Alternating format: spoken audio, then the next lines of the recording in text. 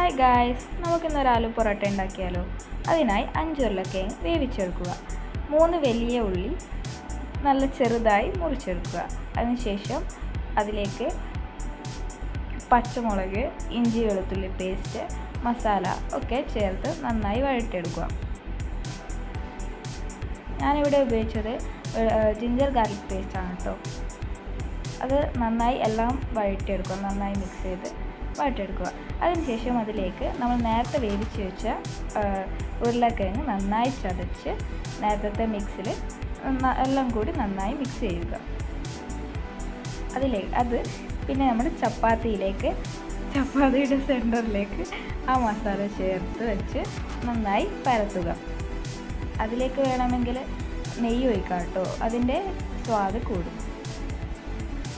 നന്നായി പരത്തി അത് പാനിൽ ചുട്ടെടുക്കുക.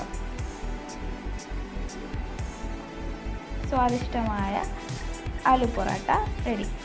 കൂട്ടുകാരെല്ലാവരും ട്രൈ ചെയ്യണം കേട്ടോ. എന്നിട്ട് കമൻറ്റിൽ വഴി അറിയിക്കുക. Thank you.